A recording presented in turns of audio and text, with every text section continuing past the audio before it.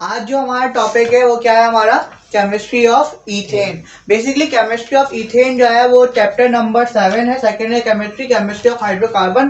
क्योंकि reduce syllabus की वजह से हमारा केमिस्ट्री ऑफ मीथेन नहीं रहा है, तो हम क्या केमिस्ट्री ऑफ इथेन को फॉलो करेंगे, क्योंकि केमिस्ट्री ऑफ इथेन जो हमारा पेपर में इंक्लूड है। सही है, तो केमिस्ट्री ऑफ इथेन को पढ़ना है।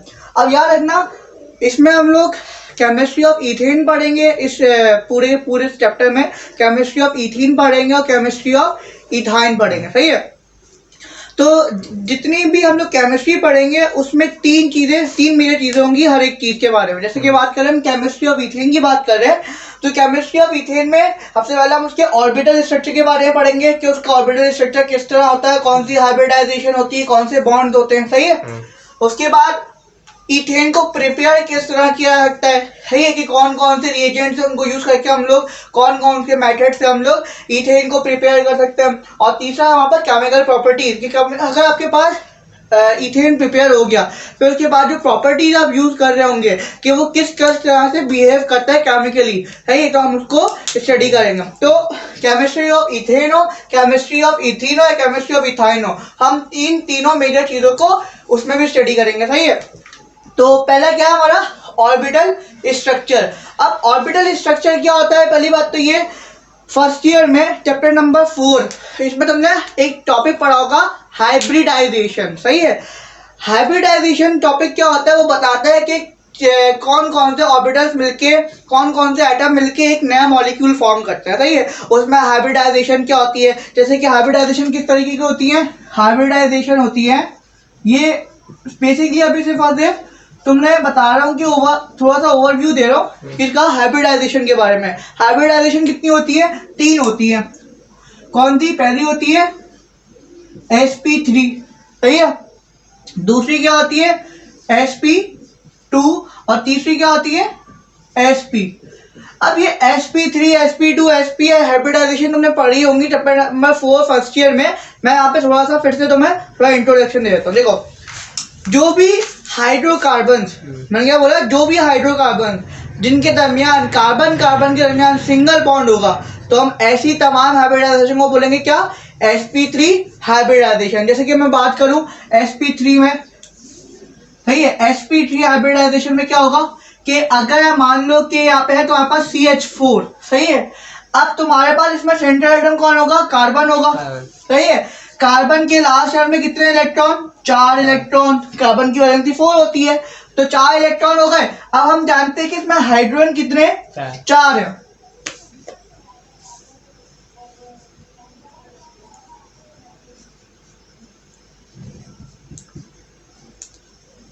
सही है भाई। अब तुम देखो कि कार्बन का हर एटम हाइड्रोजन के हर एटम से कितना सिंगली बॉन्डेड कंबाइन है। तो याद रखना इसमें कौन सी हाइब्रिडाइजेशन हुई हुई है, sp3।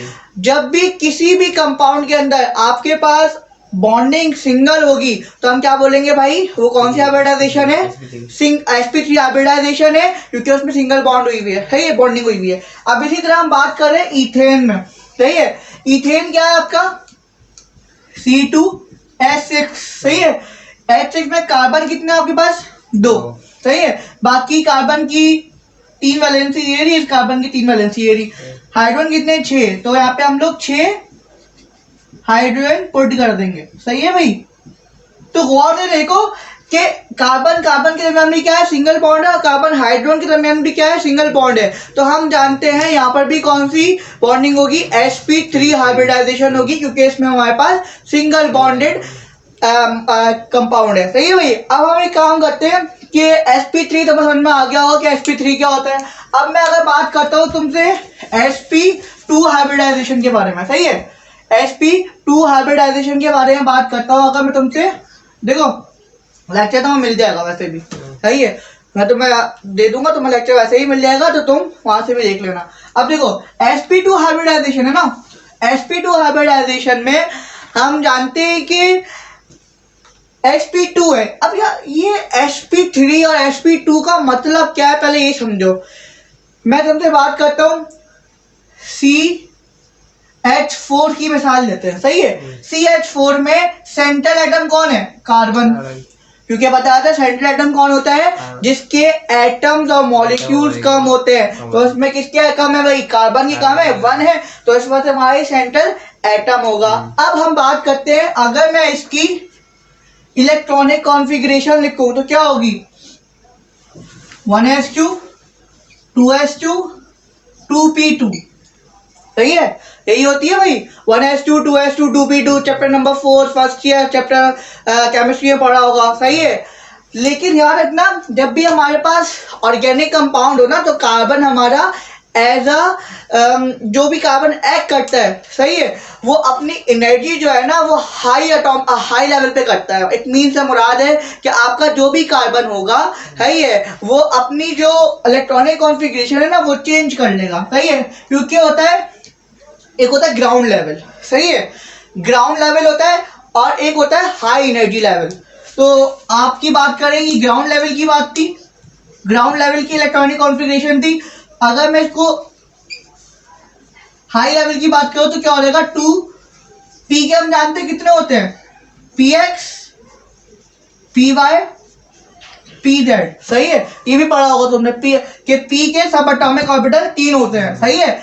अब देखो p में कितने हैं भाई, हीरा, एक हीरा, सही है, 2 थे, p में 2 थे। अब pz में आपके पास कुछ भी नहीं बचेगा। लेकिन होता क्या है हाई एनर्जी लेवल में, कि आपका जो भी पिछला वाला ऑर्बिटल होता है वो अपने इलेक्ट्रॉन डोनेट कर देता है आगे वाले को, ताकि वो स्टेबिलिटी गेन कर ले, सही है। क्योंकि जो हमारे कंपाउंड फॉर्म होते हैं ना वो स्टेबल होते हैं। दैट्स वाई हम लोग क्या करते हैं, ये जो एस है अपने 2 है, ये अपना एक इसको डोनेट कर देगा पी को, और ये क्या हो जाएगा 1s2 2s1 2px1 2py1 2pz1, सही है। क्योंकि हम जानते हैं कि इसने इसको एक और दे दिया, तो ये क्या हो गया 1s2 2s1 2px1 2py1 2pz1, सही है। तो हम जानते हैं अब हमारे पास इलेक्ट्रॉनिक कॉन्फ़िगरेशन जो है वो सही हो गई है। क्यों, क्योंकि ये ग्राउंड स्टेट की नहीं है, ये हाई एनर्जी लेवल की है। तो अब हम जानते हैं कि हमने हाई एनर्जी लेवल की क्यों करी, क्योंकि हम जानते हैं कि हाई एनर्जी लेवल की इसलिए करी क्योंकि हम बात करते हैं sp3 की। तो अगर गौर से देखो, ये एक s और 3 p ऑर्बिटल, देखो ये एक s और ये 3 p ऑर्बिटल मिलके क्या बना रहे हैं, sp3 हाइब्रिडाइजेशन कर रहे हैं, सही है। तो हम बोलते हैं कि sp3 हाइब्रिडाइजेशन इसे कहते हैं, सही है भाई। अब हम बात करते हैं, अगर हम आगे चलें, सही है, sp2 हाइब्रिडाइजेशन की। बेसिकली sp2 हाइब्रिडाइजेशन वहां पे होती है जहां पे आपकी डबल बॉन्ड होती है। क्या होती है, डबल बॉन्ड होती है। अब डबल बॉन्ड से मुराद क्या है, सही है। अगर मैं कोई मिसाल दूं, क्योंकि अगर तुम ये नहीं समझ में आएगा ना, तुम्हें ऑर्बिटल स्ट्रक्चर समझ में ही नहीं आएंगे, सही है। मैं इस वजह से ओवरव्यू दे रहा हूँ एक बार फिर। तो sp2 हाइब्रिडाइजेशन की बात करते हैं। sp2 हाइब्रिडाइजेशन में बात करूं तो मैं बोलूं कि अगर मैं ले लूं C2H4, what is this, this is ethene, सही है। अगर मैं इसको खोल के लिखूं तो ये यूं हो रहेगा,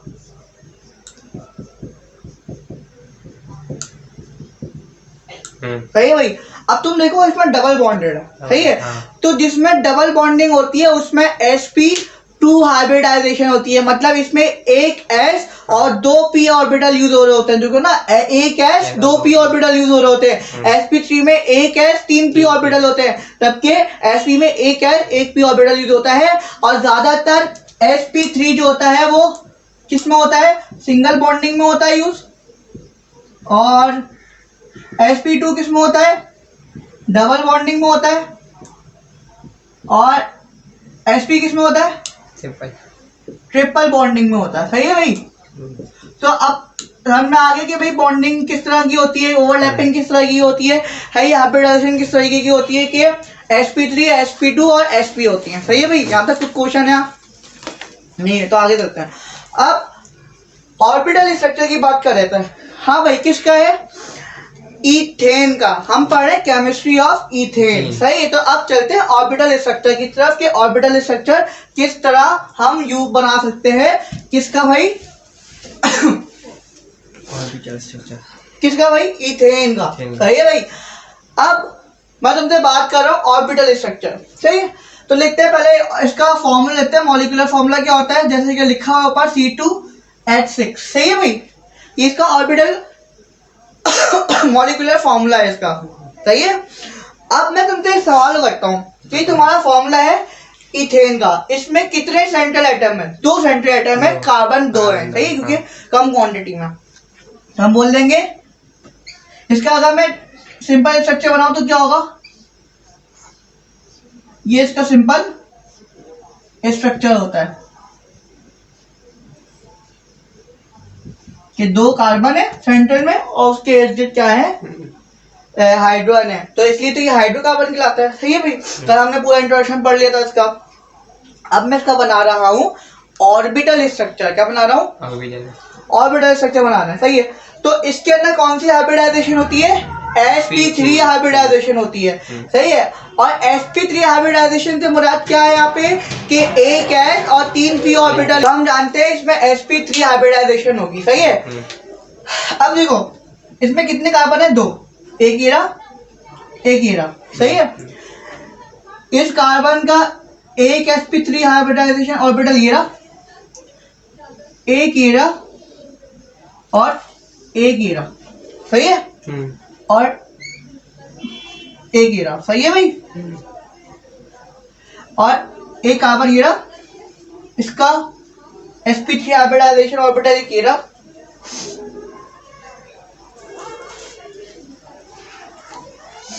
एक ये रहा आपका,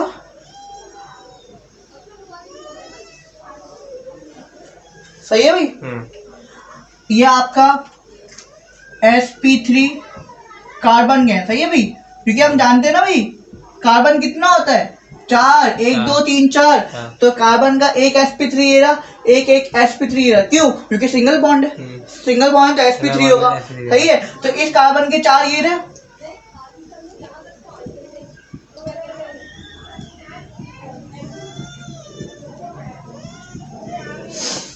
सही है भाई। अब अगर मैं तुमसे बात करूं तो इसके ऑर्बिटल में इलेक्ट्रॉन भी होंगे इनके, ये रहे इनके इलेक्ट्रॉन्स,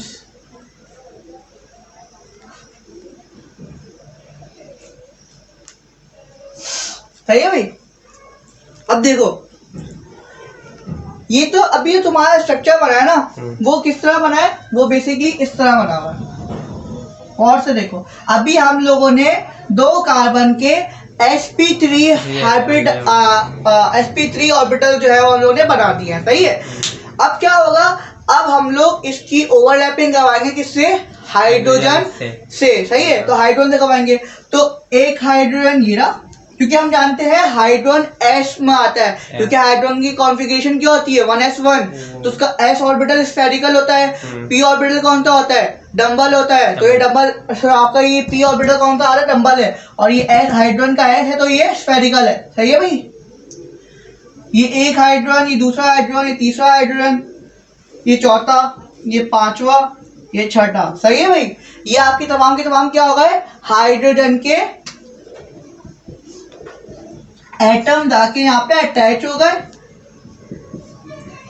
इन्हें हम बोलते हैं क्या? s orbitals of hydrogen overlap with the p orbital sp3 orbital of carbon, सही है भाई।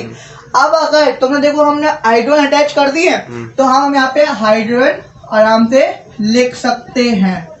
अच्छा, अब एक और बात, इसमें एक चीज बतानी है मुझे। एक चीज क्या बतानी है कि जब ओवरलैपिंग होती है ना तो बॉन्ड बनते हैं, सही है। कौन का क्या बनते हैं? बॉन्ड बनते हैं, सही है। एक होता है पाई बॉन्ड और एक होता है सिग्मा बॉन्ड। कौन सा होता है?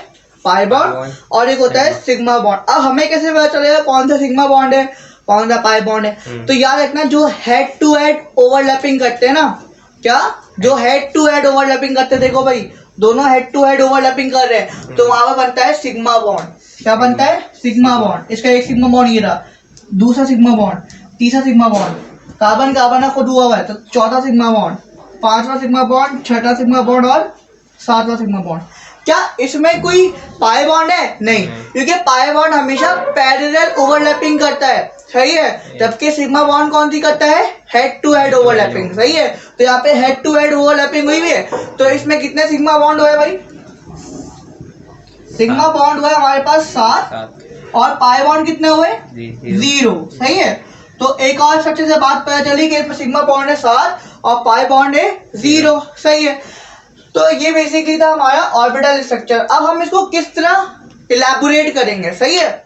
तो इलैबोरेट करने के लिए मैं तुम्हें बताऊंगा कि सिंपली देखो, इन इथेन, ये इथेन है, each carbon atom has to combine with 4 atoms, each carbon atom has to combine with 4 atoms, 3 hydrogen and 1 carbon. देखो ना भाई, हर का इथेन के अंदर हर कार्बन का एटम 3 एटम्स ऐसे 4 एटम से कंबाइन है, जिसमें 3 किसके हैं, हाइड्रोजन के और 1 कार्बन का।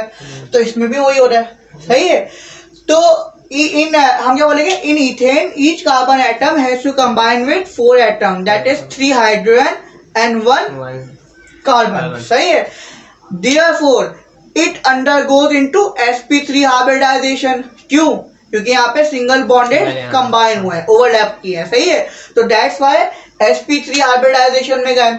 अच्छा याद रखना, sp3 हाइब्रिडाइजेशन में जब भी आपका कोई बॉन्ड फॉर्म होगा हो, तो हम जानते हैं कि उसका जो एंगल बनेगा ना, वो उसका होता है 109.5 डिग्री, सही है भाई।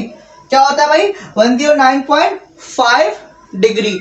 क्या वो अब तुम बोल सकते हो कि मीथेन का हो, कोई भी हो, लेकिन अगर तुम्हारे पास सिंगल sp3 हाइब्रिडाइजेशन है तो वहां पे कौन सा एंगल बनेगा, 109.5 डिग्री, सही है।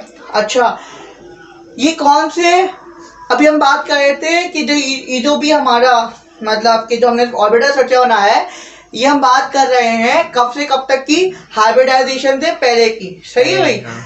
अब जब हाइड्रोजन आके अटैच हो गए तो ये अनहाइब्रिडाइज्ड ऑर्बिटल थे, हाइड्रोजन अटैच हुआ, हाइब्रिडाइजेशन हो गई, सही है। तो उन्होंने जो मॉलिक्यूल फॉर्म किया वो किस तरह फॉर्म किया कि उसका एंगल कितना बन रहा है, 109.5 डिग्री, जिसमें 7 सिग्मा बॉन्ड है, सिग्मा बॉन्ड है और 0 पाई बॉन्ड है, सही है भाई। अच्छा, एक और बात, अगर मैं देखूं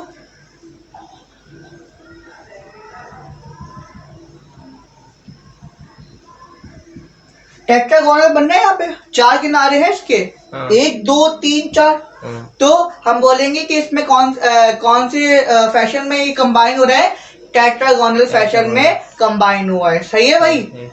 तो हम बोलेंगे in ethane each carbon atom has to combine with 4 atom, that is 1 carbon and 3 hydrogen, therefore it undergoes into sp3 hybridization, सही है भाई।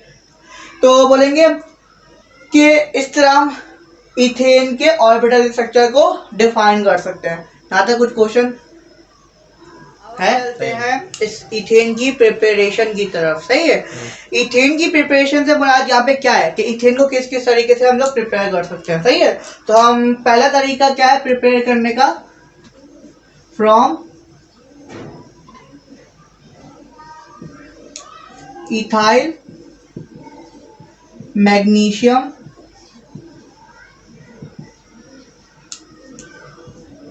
Iodide, from ethyl magnesium iodide.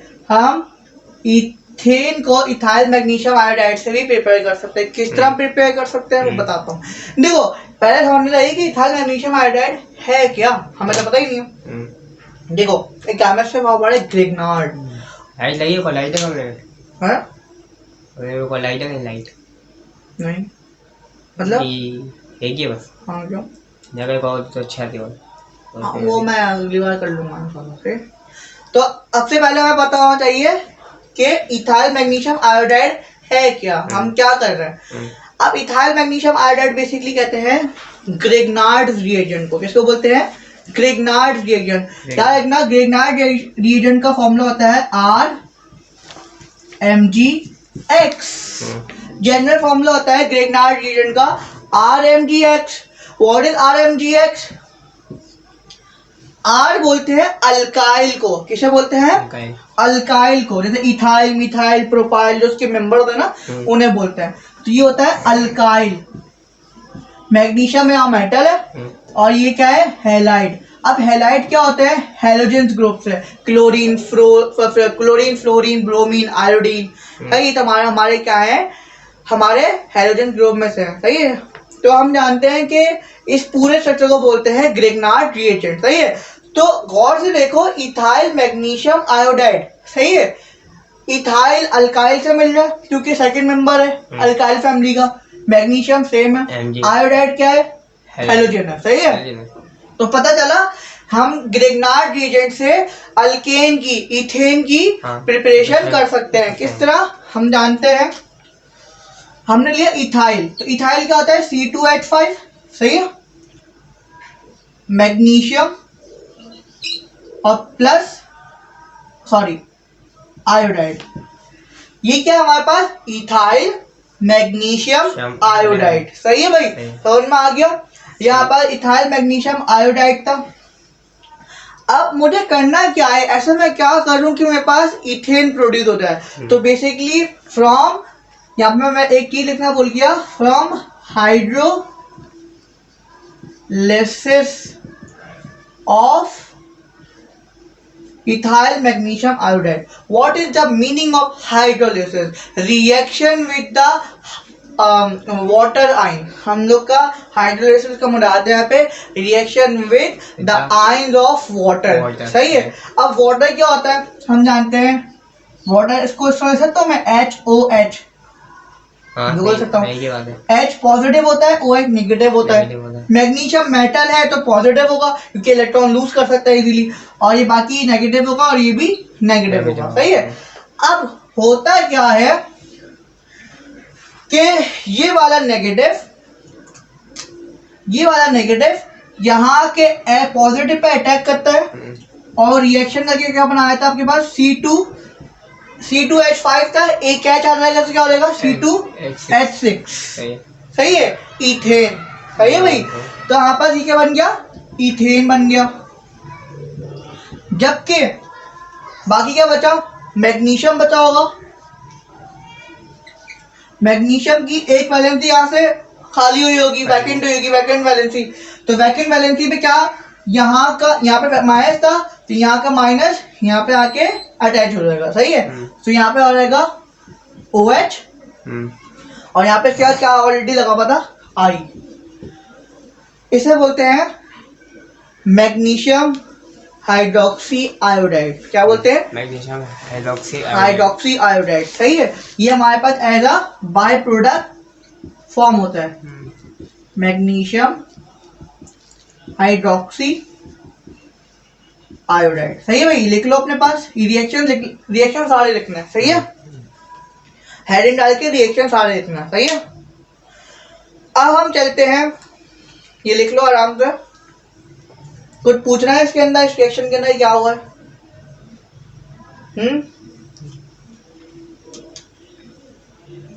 बता दें एकदम वाला बताया था। देखो भाई, हम जानते हैं कि प्रिपरेशन ऑफ इथेन के अंदर from hydrolysis of ethyl magnesium iodide, हम जानते हैं इथाइल मैग्नीशियम आयोडाइड जो है वो क्या होता है यहाँ पर, ग्रिग्नार्ड रिएजेंट क्या था हमारे पास, RMgX, सही है। ग्रिग्नार्ड ने अपना एक कंपाउंड फॉर्म किया था जिसमें मैग्नीशियम की दो वैलेंसी होती है, एक अल्काइल ग्रुप से अटैच थी और एक हैलाइड ग्रुप से अटैच थी, सही है। अब मैंने बता दिया था अल्काइल ग्रुप कौन से होते हैं, मिथाइल, इथाइल, प्रोपाइल, सही है, ब्यूटाइल, पेंटाइल, ये सारे के सारे क्या है आपके अल्काइल ग्रुप के मेंबर्स हैं, और हेलोजेंस जो होते हैं आपके हैलाइड ग्रुप में आते हैं। तो अब उसने बोला कि आपको क्या प्रिपेयर करना है, इथेन प्रिपेयर करना है। तो हम लोग ने क्या किया, पहली हेडिंग थी from hydrolysis of ethyl magnesium iodide. अब इथाइल अल्काइल की जगह ले लेगा, मैग्नीशियम आयोडाइड हैलोजन ग्रुप का है, सही है। तो ये हमारे पास क्या बन गया, ग्रिग्नार्ड रिएजेंट, सही है। ग्रिग्नार्ड रिएजेंट अब बहुत सारी हो सकते हैं, हम लोगों ने ये वाला ग्रिग्नार्ड रिएजेंट ले लिया। ग्रिग्नार्ड रिएजेंट अब हमें क्या करना था, उसकी हाइड्रोलिसिस का मतलब होता है वाटर की आयन से रिएक्शन का पाना, सही है। तो वाटर की आयन क्या होता है, H पॉजिटिव OH नेगेटिव। अब ये मैग्नीशियम के मेटल है तो ये पॉजिटिव होगा, और जब दो चीजें कंबाइन होती है तो ये पॉजिटिव होता है, एक नेगेटिव होता है, ऑब्वियसली ये दोनों क्या होंगे, नेगेटिव होंगे, सही है। तो यहाँ का पॉजिटिव यहाँ का नेगेटिव इस पॉजिटिव को लेके सेपरेट हो जाएगा और बन जाएगा इथेन। मैग्नीशियम और आयोडीन ऐसे ही रहता, जबकि इसकी एक वैलेंसी खाली हुई थी, सही है, नेगेटिव की। तो यहाँ का नेगेटिव बचा था, तो वो नेगेटिव उसके साथ अटैच होंगे, बन गया मिथाइल हाइड्रोक्सी आयोडाइड। सही है भाई, ये समझ में आ गया है। अब दूसरी प्रिपरेशन है दूसरी है इसकी from reduction of iodo ethane. सही है भाई, from reduction of iodo ethane. अब ऑर्गेनिक केमिस्ट्री में रिडक्शन से मुराद है reaction with hydrogen. Organic chemistry में अगर तुमसे बात करूं रिडक्शन कर रहे किसी चीज की, सही है, तो इससे मुराद क्या है, reaction with hydrogen in the presence of platinum catalyst plus heat. सही है। अब मैं तुम्हें कल बताया था रिएक्शन करवाने के लिए कुछ पर्टिकुलर कंडीशन होती हैं, पर्टिकुलर टर्मिनोलॉजी होती है कि आपको भाई इस टर्मिनोलॉजी को, इस कंडीशन को फॉलो करेंगे तभी आपके पास जो है रिएक्शन हो पाएगा। सही है। वहां पे भी यही है कि आयोडो इथेन क्या होगा, पहली बात तो ये है। मैं बात करूं तो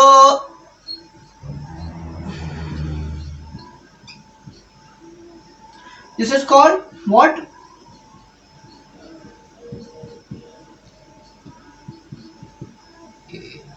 आयोडो ईथ, 2 कार्बन और सिंगल बॉन्ड है तो एन, आयोडो इथेन। सही, क्या हो गया आपका आयोडो इथेन। सही है। अब मैंने बताया रिडक्शन का मतलब क्या होता है, रिएक्शन विद H2, तो आएगा प्लस का H2। सही है। अब मैं इसका रिएक्शन करवाया तो क्या होगा, वही एक पॉजिटिव था, सही है, ये सारे पॉजिटिव है, ये सारे नेगेटिव है। सही है। तो यहाँ पे एक पॉजिटिव है, एक नेगेटिव है, यहाँ का पॉजिटिव इस नेगेटिव के साथ मिलके इसमें वही है, इस तरह भी सकते हैं इसको H और H की तरह। तो एक H पॉजिटिव है, एक नेगेटिव है ये, तो एक H पॉजिटिव है वो इसकी नेगेटिव के साथ मिलके क्या बन जाएगा, HI। सही है। और बाकी जो है वो क्या हो जाएगा, भाई वीडियो बना रहा हूं मैं, हाँ आ जाएगा अंदर। सही है। एक H पॉजिटिव है और एक H नेगेटिव है। सही है। तो एक पॉजिटिव जो है उस नेगेटिव को लेके निकल जाएगा, इस कार्बन की वैलेंसी खाली हो जाएगी। सही है। तो ये क्या हो जाएगा, देखो भाई ये इस हाइड्रोजन को लेके एक हाइड्रोजन प्लस का एक नेगेटिव का लेके हाइड्रोजन आयोडाइड फॉर्म कर दिया। सही है। बाकी क्या बचा आपका, ये ऐसे बचा होगा, ये सारे के सारे इस तरह बचे होंगे। सही है। और यहाँ का जो एक नेगेटिव था यहाँ पे आके अटैच हो जाएगा हाइड्रोजन, तो क्या बन जाएगा इथेन। कैसे भाई, आप फॉर्मूला दे सकते हैं C2H6। तो एक और बात बताना भूल गया मैं आपको यहाँ पे कि इन the presence of platinum catalyst plus heat. सही है भाई, ये इसकी कंडीशन है स्टेशन को प्रोसीड करवाने के लिए। सही है। तो हमने 2 पढ़ लिए मैं प्रिपरेशन के तरीके, क्या फ्रॉम इथाइल मैग्नीशियम आयोडाइड और from reduction of iodo ethane. सही है। अब तीसरी क्या हमारी, अच्छा एक बार फिर एक्सप्लेन कर देता हूँ कि hydrolysis of ethyl magnesium iodide से क्या हुआ कि यहाँ पर ग्रिग्नार्ड रीजेंट था, इसको हमने हाइड्रो वाटर की आयन से रिएक्शन करवाया तो हमारे पास इथेन बन गया। है किस तरह, हम जानते हैं कि मैग्नीशियम यहाँ पे नेगेटिव था, इथाइल अल्काइल ग्रुप, तो अल्काइल ग्रुप स्विच ऑफ करके यहाँ के पॉजिटिव के साथ मिलके इथेन बन गया और वहाँ की जो बचा उसके साथ हाइड्रोक्सी आयन आके अटैच हो गए। सही है भाई। और जो secondly from reduction of iodo ethane, it mean iodo ethane से मुराद क्या है, इसका मुराद है कि यहाँ पे हम लोग ने क्या किया है कि जो भी हमारे पास आयोडो इथेन था उसको इन the presence of platinum catalyst plus heat इसके साथ रिएक्ट करवाया, इनके मतलब एक कंडीशन यूज करी और आपके साथ जो हाइड्रोजन था, मैंने बताया कि रिडक्शन का मतलब क्या है, रिडक्शन का मतलब है रिएक्शन विद हाइड्रोजन। सही है। तो एक पॉजिटिव था एक नेगेटिव था, तो एक पॉजिटिव यहाँ के नेगेटिव को स्विच करके हाइड्रोजन आयोडाइड फॉर्म कर दिया, जबकि जो एक हाइड्रोजन बचा था वो यहाँ पे आके कार्बन की वैलेंसी के साथ अटैच हो गया, जो सही है। और क्या बन गया, इथेन। सही है। और जो अब हमारा तीसरा तरीका है वह है by from hydrogenation of ethene. सही है भाई, यहाँ तक कोई सवाल है? फ्रॉम तीन हाइड्रोजिनेशन ऑफ इथीन। तीन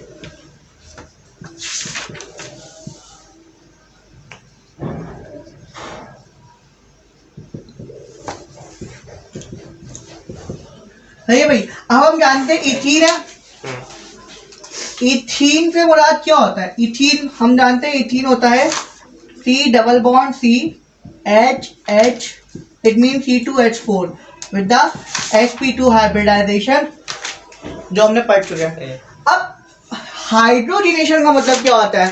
जितना मैं तुम बताया हाइड्रोलिसिस का, के हाइड्रोजन वाटर के मॉलिक्यूल से वाटर की आयन से रिएक्शन करना, रिडक्शन का बताया ऑर्गेनिक केमिस्ट्री में के इन the presence of catalyst proceed reaction with hydrogen. सही है, उसको बोलते हैं रिडक्शन ऑर्गेनिक केमिस्ट्री में। इसी तरह हाइड्रोजिनेशन का मतलब होता है एट 300 डिग्री C पे H2 के साथ रिएक्शन करना। सही है, H2 के साथ रिएक्शन करना। हाँ देखो ना, हाइड्रोजिनेशन, हाइड्रोजिनेशन का मतलब होता है एडिशन ऑफ हाइड्रोजन। सही है भाई, हाइड्रोजिनेशन का मतलब क्या है? Addition of hydrogen. अब मैं तुम्हें कल बताया था कि ये क्या है हमारा अनसैचुरेटेड, क्योंकि इसके अंदर एडिशन हो सकती है। ये हमारा क्या इथीन है, इथीन को हम लोग क्या कर रहे हैं? हाइड्रोजनेशन, मतलब कि एडिशन ऑफ हाइड्रोजन कर रहे हैं। हाइड्रोजनेशन का मतलब होता है addition of hydrogen at 300 degree centigrade. और हाइड्रोजन तो यहाँ पे लिखा है क्योंकि हाइड्रोजन यहाँ पे क्या होगा? अटैच होगा आके। क्यों होगा? क्योंकि अनसैचुरेटेड है। अनसैचुरेटेड का मतलब है इसके पास एडिशन की गुंजाइश होती है। तो क्या होगा भाई? हम जानते हैं ये इस तरीके से था, क्या इथीन इस तरीके से था ना भाई? 300 डिग्री से इसको प्रोवाइड किया तो इसका डबल बॉन्ड टूट गया, तो क्या इसकी दो वैलेंसी क्या हो गई? वैकेंट हो गई।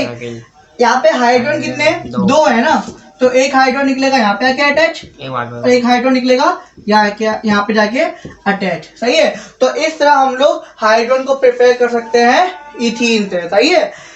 अब इसका एक और तरीका है, एक और मेथड है, सबसे last method, preparation from words reaction. सही है, वर्ड्स रिएक्शन क्या है यह बताता हूं।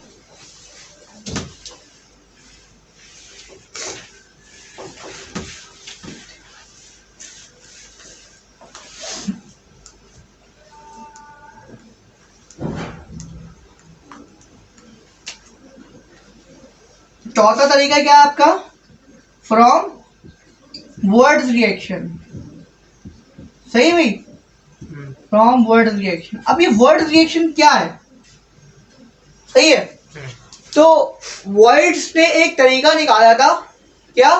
किसी भी अल्काइल हैलाइड का रिएक्शन करवाया था सोडियम मेटल के साथ। सोडियम मेटल के साथ रिएक्शन करवाया था किसी का अल्काइल हैलाइड का। अब हमें कैसे पता चलेगा कि भाई हम कौन से अल्काइल हैलाइड का रिएक्शन करवाएं, कौन से उसके साथ?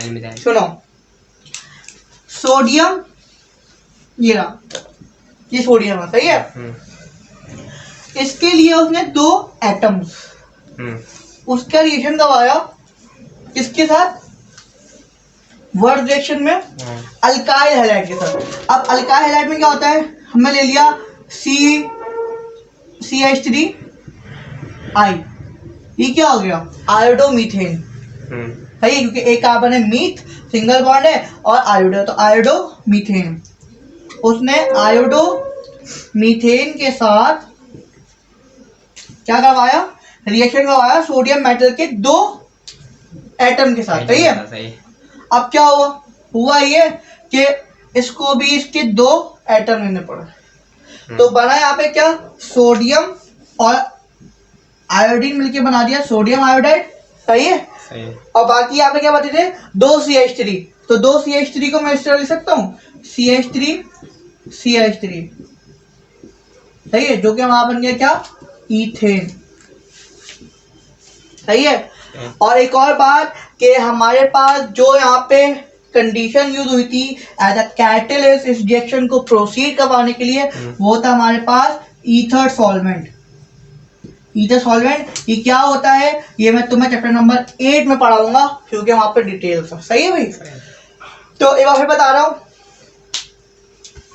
इसकी जो केमिकल प्रॉपर्टीज आ गई हैं वो मैं नेक्स्ट सेशन में इंशाल्लाह करूंगा कंप्लीट। सही है। दूसरे उसके साथ इसके साथ केमिस्ट्री ऑफ इथीन के साथ कंबाइन करूंगा, क्योंकि अब टाइम खत्म हो गया। हाँ, मैं एक बार फिर कंपाइल कर देता हूँ आज के लेक्चर को कि हमने पढ़ना था केमिस्ट्री ऑफ इथेन। सही है। केमिस्ट्री ऑफ इथेन हमने पहले क्या पढ़ा, sp3 हाइब्रिडाइजेशन मतलब ऑर्बिटल स्ट्रक्चर पढ़ा।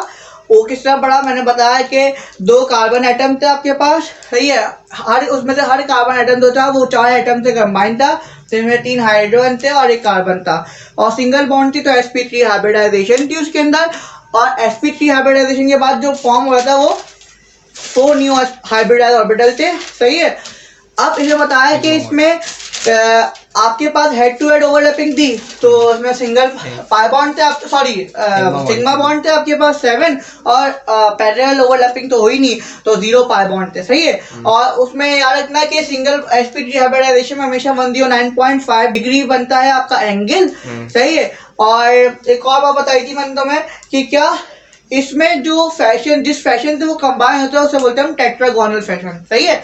उसके बाद हमने पढ़ा प्रिपरेशन की थी 4 तरीके से थी। पहला क्या तरीका क्या था, from the hydrolysis of ethyl magnesium iodide which is known as Grignard reagent. Grignard reagent बता दिया क्या होता है। सही है। RMGX। फिर हमने क्या लिया था, इथाइल मैग्नीशियम आयोडाइड लिया था। इथाइल मैग्नीशियम आयोडाइड का रिएक्शन उन्होंने किससे करवा दिया था, वाटर की आयन से, H पॉजिटिव OH निगेटिव। सही है। तो मैंने बता दिया था कि वहां पे किस तरह सब्स्टिट्यूशन रिएक्शन होके आपकी आयन एक्सचेंज हो गई थी और वहां पर इथेन बन गया था। सही है। उसके बाद हम लोगों ने दूसरा पढ़ा था from the reduction of iodo ethane. सही है। तो रिडक्शन का मतलब क्या था, in the presence of platinum catalyst at with heat. सही है। क्या फॉर्म हो रहा था हमारे पास फॉर्म हो रहा था क्या, हाइड्रोजन आयोडाइड। बिल्कुल, हाइड्रोजन आयोडाइड और इथेन, क्योंकि वहां पे भी सब्स्टिट्यूशन रिएक्शन हुआ था। उसके बाद हम जानते हैं कि हमने पढ़ा था from the hydrogenation of ethene. Hydrogenation का मतलब क्या होता है, एडिशन ऑफ हाइड्रोजन। है। तो एडिशन करने के लिए पहले हम लोगों को बॉन्ड ब्रेक करना होगा, जो कि 300 डिग्री सेंटीग्रेड प्रोवाइड करेंगे तो बॉन्ड ब्रेक होगा, बाकी तो हाइड्रोजन होंगे वो आके अटैच हो जाएंगे। सही है। ये बन जाएगा हमारे पास इथेन। इसी तरह फॉर्म वर्ड रिएक्शन में क्या होता है, सोडियम मेटल का रिएक्शन होता है किसी भी अल्काइल हैलाइड के साथ। अब आपको इथेन चाहिए था, इथेन का मतलब 2 कार्बन, तो आप लोगों ने 2 एटम यहाँ पे ले लिए, इसके 2 मॉलिक्यूल यहाँ पे ले लिया और 2 एटम इसके ले लिए। तो सही है, दोनों को कंबाइन किया तो सोडियम आयोडीन के साथ मिलकर सोडियम आयोडाइड बन गया।